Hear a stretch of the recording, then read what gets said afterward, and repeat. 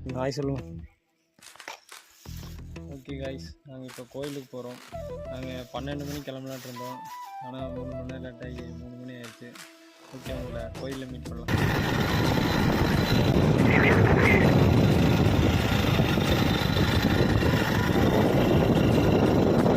மக்களே பார்த்தீங்கன்னா புதியாக கிடக்குது ரோடு ஃபுல்லாக. வண்டி எப்படி பண்ணுறதுன்னு தெரியல. ரோடு வேலை நடந்துட்டுருக்காட்டுருக்கு.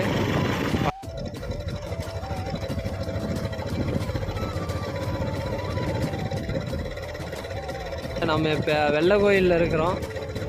விண்மில்ஸ்லாம் இங்கே கொஞ்சம் அதிகமாக இருக்குது. நல்லாவே இருக்குது. நல்ல க்ளோஸ்அப்லேயே பார்க்க முடியுது. பார்த்துக்குங்க.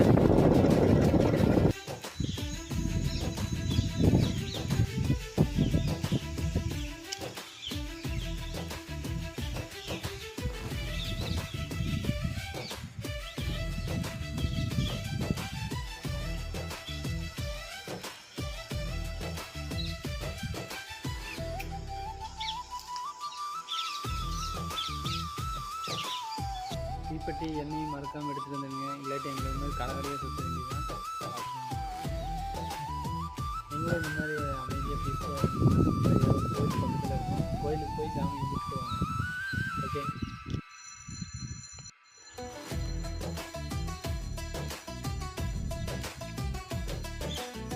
இங்கே பாருங்களேன், அமராவதி ஆற்று கரையில் இருக்குது. இந்த இப்போ பார்க்குறீங்கல்ல, இது அமராவதி ஆறு. இப்போ தண்ணி கம்மியாக இருக்குங்க, அதனால் இப்படி இருக்குது. இல்லாட்டி இன்னும் நல்ல பிரம்மாண்டமாக இருக்கும். இப்போ பாருங்கள், எல்லாம் நல்லா இருக்குது. அங்கே பாருங்கள், கொக்கெல்லாம் இருக்குது பாருங்கள்.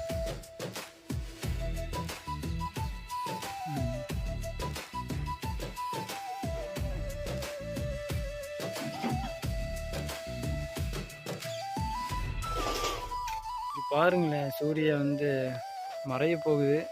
இடம் சூப்பராக இருக்குது பாருங்கள். ஈஸ்வரன் கோயிலுக்கு போனால் விபூதி பிரசாதம் எதுவும் எடுத்துகிட்டு வரக்கூடாதாமாங்க. இதுதான் நான் சொல்கிறேன். ஒருவேளை உங்களுக்கு தெரிஞ்சு இருந்தால் சொல்லுங்கள். இப்போ சூரியன் மறையிறது எப்படி இருக்குன்னு பாருங்களேன்.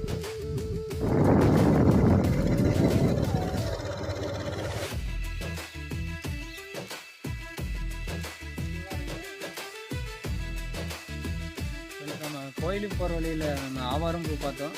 ஆவாரம் பூக்கு நிறைய நன்மைகள் இருக்குங்க. ஆவாரம் பூ டீ குடிச்சிங்கன்னா சுகர் குறையும். என்னமா சொல்லுவாங்க? சுகர் குறையுன்னு சொல்லுவாங்க. ஆவாரம் பூ டீ குடிச்சிங்கன்னா சுகர் குறையுன்னு சொல்லுவாங்க.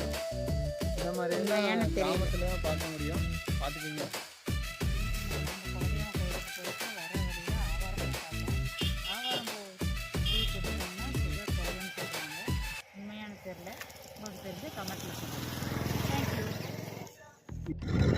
பாருங்க, அமராவதி ஆறு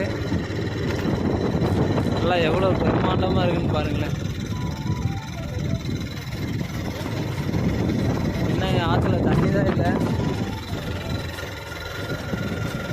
அங்கே பாருமா, சூரியன் எவ்வளோ சிவப்பாக இருக்கு. வீரவானிலே செந்நிற குளம். என்னது? வீரவானிலே செந்நிற குளம்.